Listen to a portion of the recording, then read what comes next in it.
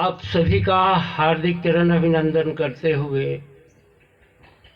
उद्बोधन प्रारंभ कर रहे हैं। सर्वप्रथम इस विषय में आने से पहले एक बात जानना जरूरी है। हम सबको पता है युग 4 होती है,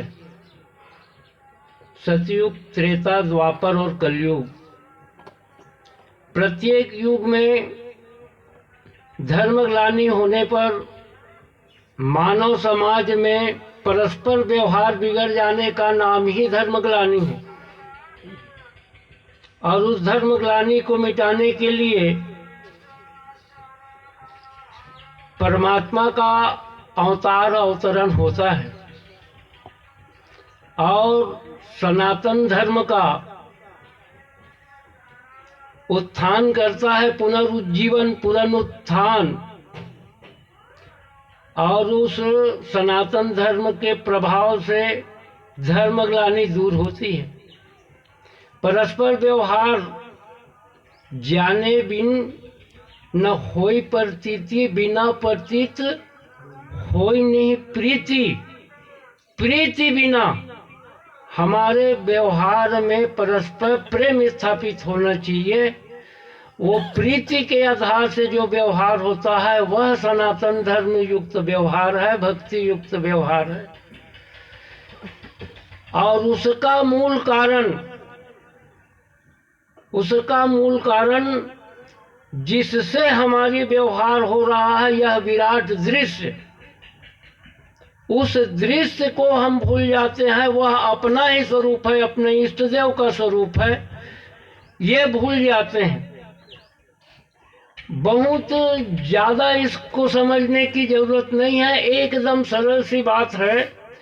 जिस प्रकार हमारा ये शरीर है आदि, वैसे ही ये हमारे सामने जो आदि अंत मध्य रहित जो दिख रहा है, जिसे हम संसार कहते हैं, दुनिया कहते हैं, भवसागर कहते हैं, माया कहते हैं, जाने क्या क्या अपने अपने समझ से नाम देते हैं। हमारे बौद्धिक उत्क्रांत अवस्था जब प्राप्त कर लेता है तो यही परमात्मा स्वरूप जानने में आ जाता है। गीता का एक प्रसंग दिया, विनाशी सब भूतों में अविनाशी एक रूप से स्थित है जो परमात्मा, रखे सो जागता। कहाँ किसी बाहर ढूंढने की जरूरत नहीं। विनाशी भूतों में ये विनशने वाला जो है, विनशने वाला यानी बदलने वाला, जो भी एक हम तिनका उठाते हैं उसे हम बदलने वाले पाते हैं। किसी भी एक टुकड़े को, किसी भी बड़े से बड़े, छोटे से छोटा किसी भी चीज को देखोगे तो वो बदलता हुआ मिलेगा। उस विनशने वाले, बदलने वाले भाव में अचल स्थिर रहने वाला जो भाव है, उस भाव को समझना जरूरी है। हमारे सामने दो भाव है, एक उत्पादित वस्तु और एक अनुत्पादित वस्तु। पृथ्वी का, जमीन का उत्पादन नहीं होगा। जमीन में जो फसल उगता है वो फसल या प्राणी यहाँ उत्पन्न होते हैं।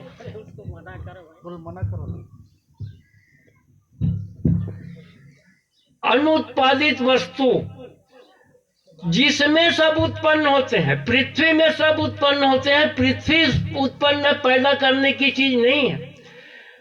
ठीक उसी प्रकार एक और चीज है, क्षितिजल पावक गगन समीरा पंच रचित यह अदम शरीरा। 5 तत्व उत्पादित वस्तु नहीं है। इस 5 तत्व के आधार से जगत उत्पत्ति होता है। उस मूल आधार को पकड़ना है। तो ये मूल आधार पृथ्वी, जल, अग्नि, वायु, आकाश, मन, बुद्धि, अहंकार या सतोगुण, रजोगुण, तमोगुण, ये 8 का समुच्चय हिस्सा गुण साम्य और ये गुण साम्य, ये इतने का नाम गुण साम्य कहो या क्षर कहो या माया नाम दिया। एक रचई जग गुण बस जाके, प्रभु प्रेरित नहीं निज बलता के। ये गुण साम्य सारा जगत का उत्पत्ति, पालन और प्रलय करने वाली है। ये उत्पादित वस्तु नहीं है, वो स्वयं स्थित है और उसमें सब उत्पन्न होते हैं, पलते हैं, बढ़ते हैं और अंत में उसी में विलय होते हैं। उसको अगर हम देखना चाहें, उसको हम देखना चाहें तो ये जगत के रूप में ही दिखेगा।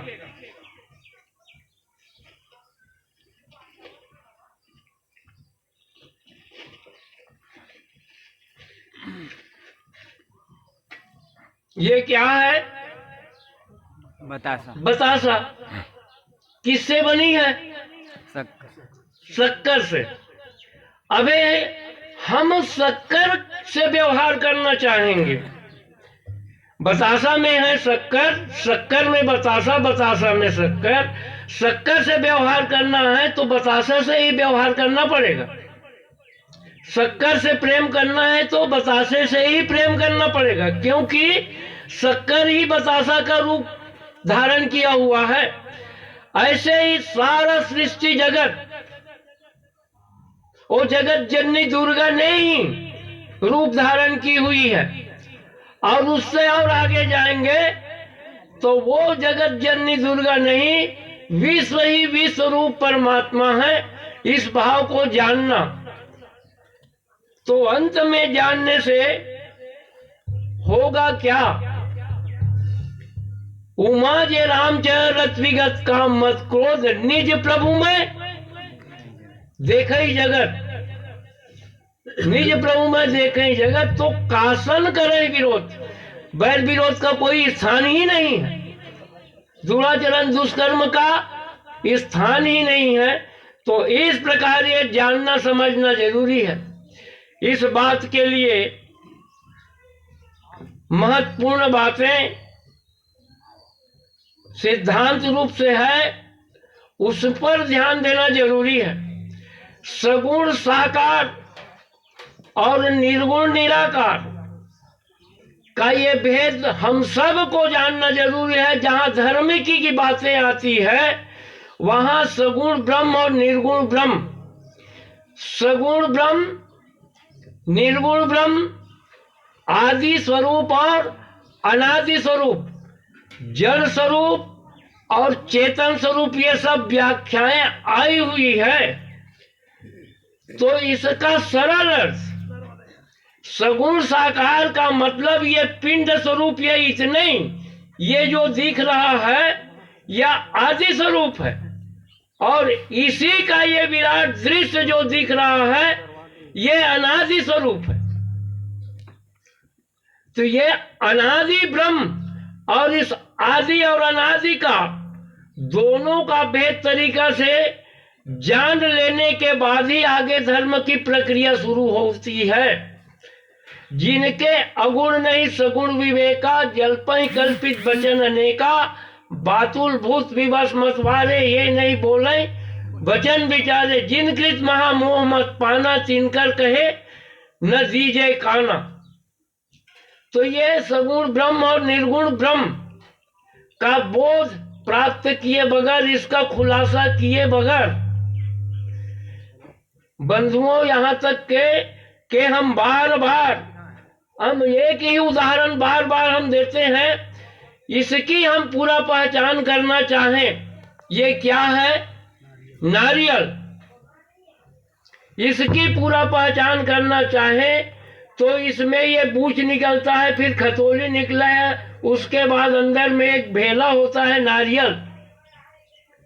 इसका इतना ही हम पहचान मान ले तो ये गलत होगा।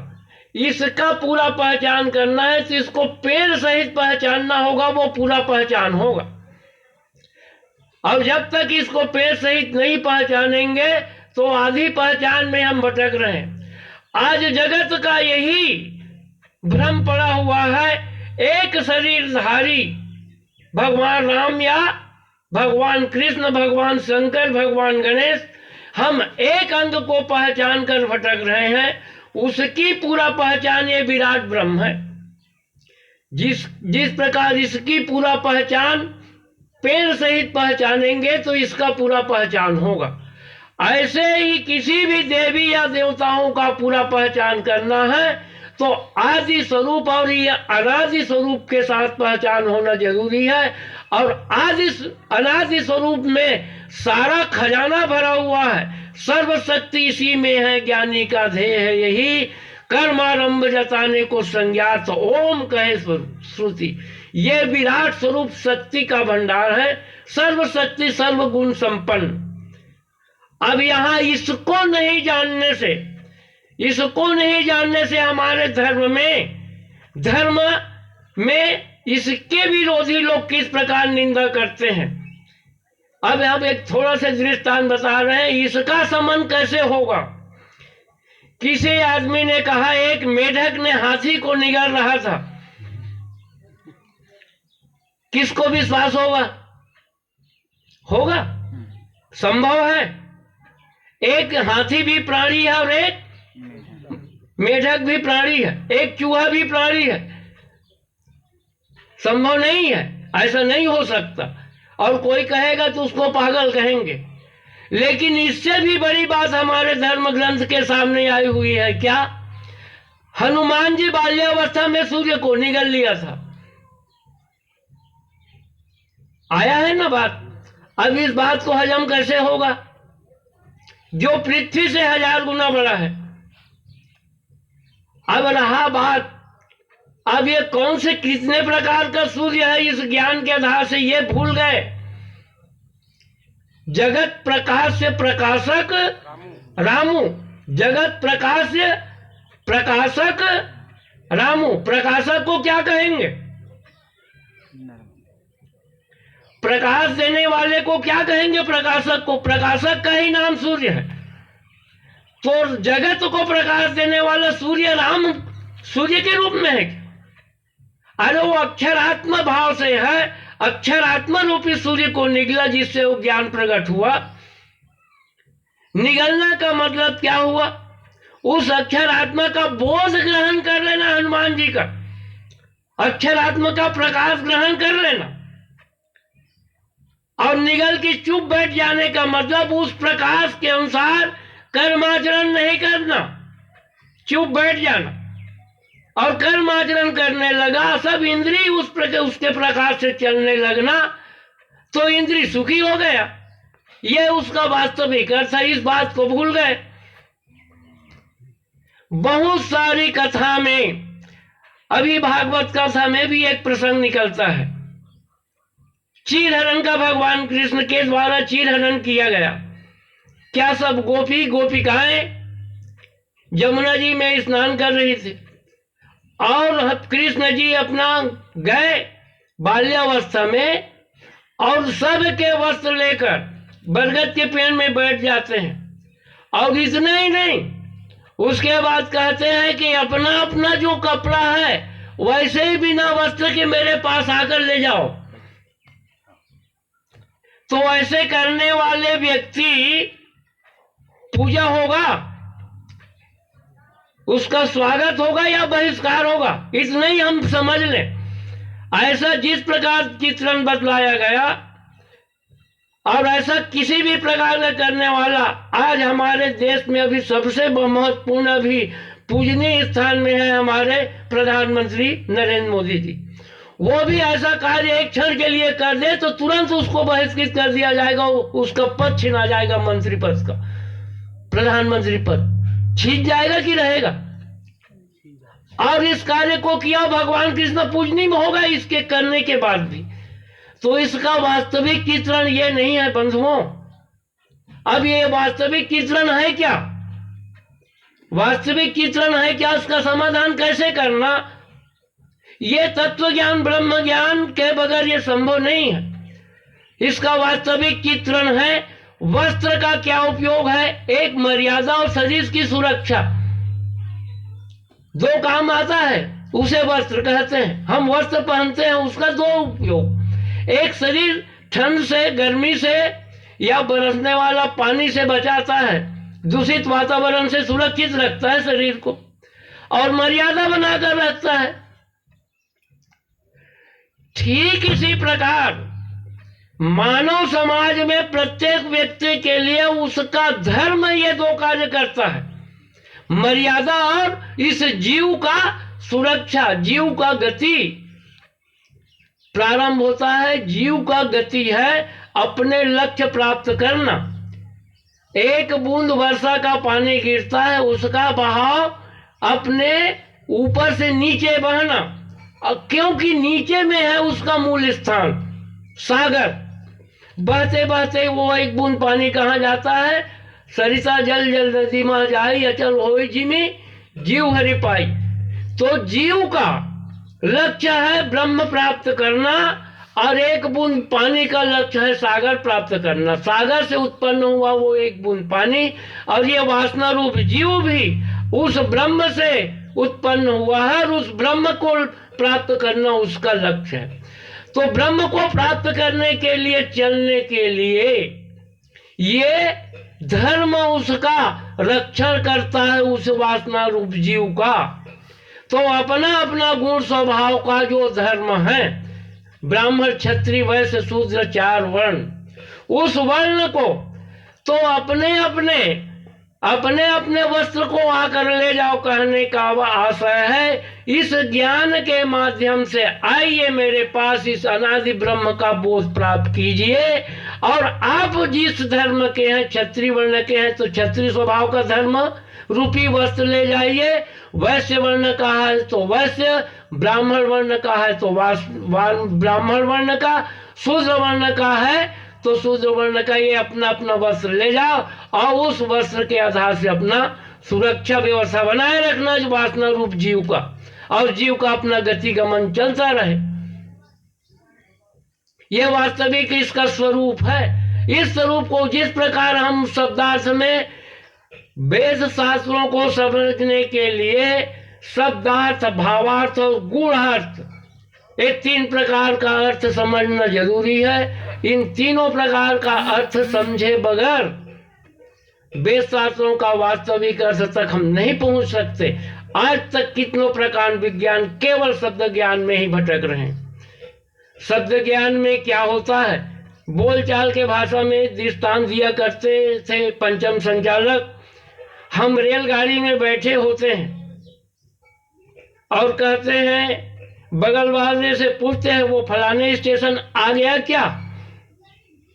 बगल वाले से पूछते हैं तो स्टेशन चल रही है कि हम चल रहे हैं? आ गया कहने का क्या मतलब? स्टेशन चलते हुए आ गए हमारे पास, जबकि चल हम रहे हैं। बोलचाल में इतना विपरीत होता है। अब इसका खुलासा रहस्य जाने बगैर शब्दार्थ में जाएंगे तो गच्चा खाएंगे कि नहीं? ठीक ऐसे ही वेद शास्त्रों में बहुत सारी बातें हैं जो समय काल के अनुसार रचना किया गया है। वेद शास्त्रों के विषय में समझने के लिए एक और हम बात बतला दें। हम अपने घर से यहाँ आए हैं तो सामान्य स्तर में हम अपने घर में जैसे रहते हैं उस रूपरेखा में यहाँ आए हैं कि कुछ सच संवर कर आए हैं। यहाँ हम समाज में उपस्थित हो रहे हैं इसलिए कुछ सच संवर कर आए हैं। हमको समाज देखे तो समाज को बुरा ना लगे, अच्छा लगे हमको, हम समाज को अच्छा लगे, ये सच संवर कर। ऐसे ही धर्म ग्रंथ का जो भी घटना, जो भी लीलाएं लिखा गया है, वर्णन होता है, वो जैसे का वैसा नहीं, समाज के लिए उसको उपयोगी बनाया गया है। उसको विज्ञान के नजरिए से क्या संभव या क्या असंभव, इस विराट ब्रह्म के लीला या विराट ब्रह्म के सिस्टम कायदे के अनुसार क्या संभव और क्या असंभव। अगर हम घर में एक बात सोच रहे थे, सबके गांव के किनारे, गांव में या दूर में कहीं नदी बह रही होगी, कोई आदमी कह दे कि आज पश्चिम से पूर्व की ओर बह रही है नदी, कोई कहे कि पूर्व से पश्चिम की ओर बहते हुए एक दिन के लिए बदल गई थी धार। कभी हुआ है, कभी हो सकता है, क्योंकि प्रकृति का कायदा अटल है। ऐसे ही पूरा सिस्टम मेरे अनुमति के बगैर एक पत्ता भी नहीं हिलता। इस विराट ब्रह्म के कायदा के खिलाफ कभी भी कुछ नहीं हो सकता, उसका वास्तविक हेतु है। इस हेतु को समझना, इस विराट ब्रह्म के बोध प्राप्त किए बगैर सब संभव मान लेते हैं। जिन्हें कछु कहत कछु अघटित नहीं, उसको तो बोध है ही नहीं, जो अघटित है उसको भी घटित मान लेते हैं। अघटित उसके लिए है ही नहीं, सब संभव है। भाई प्रकृति के विधान के खिलाफ कभी कुछ नहीं हो सकता, और उसके खिलाफ होते हुए जो वर्णन आए हैं इसी को मान पकड़ कर बैठे, इसलिए कहीं कहीं हमारे विपरीत में आवाज उठने लगी है। तो इसका खुलासा करना मानव समाज में होना जरूरी है। जब तक ये विराट ब्रह्म का बोध प्राप्त किए बगैर इसका खुलासा नहीं हो सकता। निगलने वाला सूर्य, सूर्य कितने प्रकार का है, कोई व्यक्ति का भी सूर्य नाम हो जाता है। प्रताप भानु, भानु किसका नाम था रामायण में? सूर्यवंशी राम थे, एक राजा पहले पूर्व हो चुका है सूर्य। अब ये ग्रह सूर्य को मान लिया कोई। हर एक बात का ये दृष्टांत है, वैसे वैसे सब अपना अपना तर्क लगा रहे हैं। कालिया नाग के बारे में, कालिया नाग के बारे में दृष्टांत दिया गया। अब ये क्या जमुना जी के दाह में अंदर में सांप बसी हुई थी, और भगवान कृष्ण अंदर में गए और वहां उसे लड़ाई किया, और उसके फिर वो नागनाथ की उसके लाया हुए सब वर्णन। तो वास्तविक हेतु ये है, जमुना जी का मतलब ये धारा प्रवाह अनवरत ये बह रही है, ये धारा प्रकृति चक्र, कभी ये पीछे मुड़ती नहीं। मैं आज इतना वक्त 70 साल का होने वाला हूं, और मैं 5 साल जैसे कभी किसी भी प्रकार से उलट जाऊं, ऐसा संभव नहीं है, कदापि नहीं हो सकता। और ये नहीं हो सकने वाले को हम मान बैठे हैं। भगवान के शक्ति से कुछ हो जाए, भजन भक्ति से कुछ हो जाए, भजन भक्ति इसका शक्ति किस प्रकार संभव और किस प्रकार असंभव उसका निराकरण करके देता है, या प्रकृति विधान के खिलाफ करने की पावर नहीं देता, ना कहीं हो सकता है। और इस प्रकार वेद शास्त्र प्रकृति के कायदे से चलने के लिए सिखाया है। हम एक छोटा सा दृष्टांत बतलाते हैं, उसके बाद वाणी विराम करेंगे। हम आप किसी व्यक्ति से पूछते हैं, आंख आपका है? जवाब मिलेगा हाँ। कान आपका है? जवाब मिलेगा हाँ। आपका है तो आप स्वतंत्र एक आधा 1 मिनट के लिए आंख से सुन लीजिए और कान से देख के